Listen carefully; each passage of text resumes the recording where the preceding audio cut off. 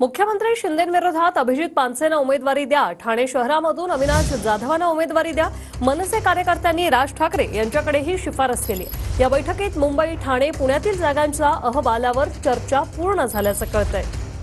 गणेश थोरात आमचे प्रतिनिधी आपल्या सोबत जोडलेले आहेत फोनलाईनवरून। गणेश, काय नेमकं ठरलं बैठकीत? नक्कीच पाहायला गेलं तर आज मनसेची विधानसभा न्याय आज बैठक होती।